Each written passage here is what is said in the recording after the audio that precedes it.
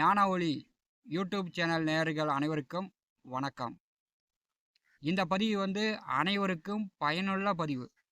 இதை யாரும் தள்ளிவிட்டு போயிடாதீங்க. இந்த பதிவு கடைசி வரை கேட்டு பயன்பெறுங்கள். குரு அஸ்தங்கம். குரு மேற்கே மறைகிறார். இதில் பார்த்தீங்கன்னா என்ன இருக்க போகிறது அப்படின்னு யாரும் தவறு விட்டு விடாதீர்கள். பார்த்தீங்கன்னா 9 கிரகங்களுக்கு நேசம், அஸ்தங்கம், வக்கரம், ஆட்சி, உச்சம், சமம் என்று இருக்கிறது. இதில் மிக கடுமையான தோஷம் அப்படின்னா ஒரு கிரகம் ஜாதகத்தில் அஸ்தங்கமாக இருப்பது தான். அதே மாதிரி கோச்சாரத்தில் ஒரு கிரகம் அஸ்தங்கம் ஆவது தான். அஸ்தங்கம் அப்படின்னா மறைஞ்சு போச்சு அப்படின்னு அர்த்தம். இந்த அஸ்தங்க தோஷம் ஒருவருக்கு ஒரு குடும்பத்திற்கு 100% பாதிப்புகளை ஏற்படுத்தும். அஸ்தங்கமான ஜாதகனுக்கு மட்டும் தோஷம் கிடையாது, அந்த குடும்பத்திற்கே 100% தோஷத்தை ஏற்படுத்தும். குறிப்பாக சுய ஜாதகத்தில் குரு அஸ்தங்கமாவது மிக கடுமையான தோஷம் அந்த குடும்ப நபர்களுக்கே உண்டு. குரு அப்படின்னா பணம், குழந்தைகள், நல்ல புத்தி, ஆசான், நல் வழிகாட்டக்கூடிய பெரியோர்கள், ஆசிரியர்கள், தங்கம், அரசியல் பதவி, புகழ், கௌரவத்தை ஏற்படுத்துவது. குருபகவான் அஸ்தங்கமான அந்த ஜாதகனுக்கு இது எல்லாமே கிடைக்காமல் போயிடும்.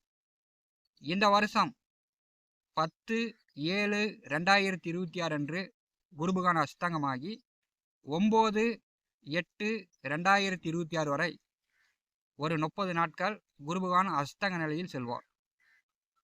ரிஷபம் ராசி அன்பர்களுக்கு குரு மேற்கே மறைகிறார். குரு அஸ்தங்க பலன் காணலாம். ரிஷப ராசிக்கு 3வது வீட்டிலே குருபகவான் சஞ்சாரம் செய்து கொண்டிருக்கிறார். பார்த்தீங்கன்னா கோச்சாரத்தில் 3வது வீட்டில் ரிஷபத்திற்கு குரு செல்வது பெரும்பாலும் யோகம் தான். அதாவது வீடு கட்டலாம், புதிதாக வண்டி வாகனங்கள் வாங்கலாம், தங்க நகை எடுக்கலாம். 3வது வீட்டிலே குருபகவான் செல்லும்போது உங்களுக்கு முன்னேற்றம் உண்டு. ரிஷபராசிக்கு 8, 11ஆம் வீட்டிற்கு அதிபதியானவர். எவ்வழியிலும் குருவால் உங்களுக்கு யோகம் கிடையாது. ரிஷபராசிக்கு 8ஆம் அதிபதி அப்படிங்கிற அஷ்டமஸ்தானத்திற்கு குரு அதிபதியாக வரும்போது இப்போ மேற்கே அஸ்தமனமாகி மறைந்து செல்லும்போது அடுத்த 30 நாட்கள் பார்த்தீங்கன்னா ஓட்டுநர்கள், வண்டி வாகன தொழில் செய்யக்கூடியவர்கள், உக்காந்துக்கிட்டே அதிக நேரம் வேலை செய்யக்கூடியவர்கள் குருபகவான் அஸ்தங்க நிலையில் செல்லும்போது பார்த்தீங்கன்னா மர்மஸ்தானங்களில், மறைவிடங்களில் வியாதிகளை ஏற்படுத்திடுவார். அதாவது கட்டி, கொப்பளம், பிப்பு, அரிப்பு இந்த மாதிரியான மர்மஸ்தானங்களில் பிரச்சனையை உண்டு பண்ணும். நான் பார்த்த வகையில் பார்த்தீங்கன்னா ரிஷபராசி ரிஷப லக்னத்தில் ஒருத்தர் பிறந்து அவருக்கு சின்ன கட்டி தான் வச்சு இது எதே கொப்பளம், இது எதே செலந்தி அப்படின்னு அவர் மேம்போக்கா அப்படி விட்டுட்டார். அது பார்த்தீங்கன்னா பெரிய பிரச்சனையாகி அதே அவருடைய இறப்புக்கு காரணமாகிவிட்டது. ரிஷபராசிக்கு உங்களுடைய சுய ஜாதகத்தில் 12 ராசி கட்டங்களில் எந்த கட்டத்தில் வேண்டுமானாலும் இந்த குரு சூரியன் இணைவு இருந்துச்சுன்னா, குரு அஸ்தங்கமாக இருந்துச்சுன்னா உங்களுடைய மறைவிடங்களில் ஒரு பிரச்சனையை ஏற்படுத்தியே தீரும். ஏன்னா ரிஷபத்திற்கு குரு 8ஆம் அதிபதி. மறைமுகமான நோயை கொடுத்து உயிரை கொள்வதில் குருவுக்கு நிகர் குருவே தான். எதிர்வரக்கூடிய இந்த 30 நாட்கள் உங்களுக்கு அப்படியே இது கட்டி, கொப்பலாம், பிப்பு, அரிப்பு வந்துச்சுன்னா உடனே நல்ல மருத்துவம் பார்த்து கொள்வது நல்லது. இது முன்னெச்சரிக்கை பதில் தான்.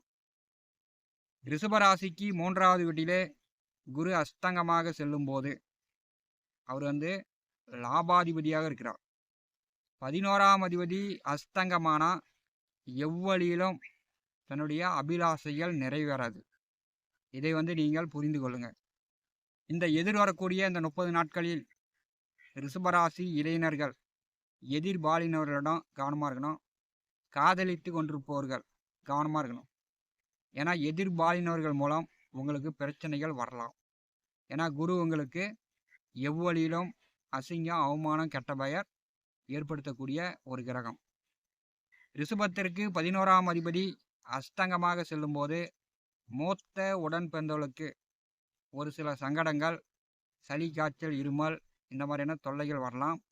மூத்த உடன் பிறந்தவர்கள் இப்போ இந்த காலகட்டத்தில் ஆழமான தண்ணீர் இருக்கக்கூடிய பகுதிகளுக்கு செல்லாமல் நீங்கள் பார்த்து கொள்ள வேண்டும். ஆழமான தண்ணீர் இருக்கக்கூடிய நீர்நிலைகளுக்கு சென்றாங்கன்னா அவங்களுக்கு சில பிரச்சனைகள் வரலாம். அப்படி இல்லைன்னா சளி, காய்ச்சல், இருமல் இந்த மாதிரினா சிறு சிறு நோய் நொடி தொந்தரவோடு முடியலாம். ரிஷபராசிக்கு 8ஆம் அதிபதி அஸ்தங்க நிலையில் செல்லும்போது வண்டி வாகன போக்குவரத்து ஓட்டுநர்கள் இந்த காலகட்டத்தில் உடல் ஆரோக்கியத்தில் கவனம் எடுத்துக் கொள்ளுங்கள். தேவையில்லாமல் பயணங்கள் செய்வது ரிஷபராசி என்பர்கள் இந்த காலகட்டத்தில் குறைத்து கொள்வது நல்லது. 3வது வீட்டிலே குருபகவான் அஸ்தங்க நிலையில் செல்லும்போது இந்த மாதம் திருமணம் ஆனவர்களோ அல்லது கடந்த வருடம் திருமணம் ஆனவர்களோ பார்த்தீங்கன்னா குரு அஸ்தங்கமாக இருக்கும்போது தம்பதியர்கள் தாம்பத்தியத்தை தவிர்க்க வேண்டும். இப்போ தாம்பத்தியம் வச்சுக்கிட்டிங்கன்னா இப்போ இந்த காலகட்டத்தில் உங்களுக்கு கரு உருவாச்சுன்னா அந்த குழந்தை எந்த நட்சத்திரத்தில் பிறக்கிறதோ அதே நட்சத்திரத்தில் அடுத்த குழந்தையும் பிறக்கும்.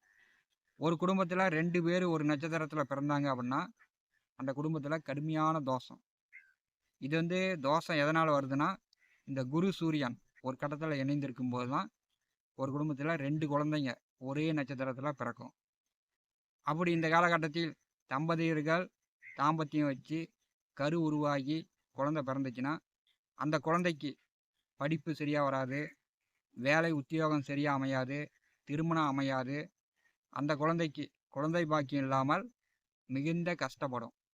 இதை நீங்கள் பின் வயதில் பார்க்கக்கூடிய சூழ்நிலையாக ஏற்பட்டுரும்.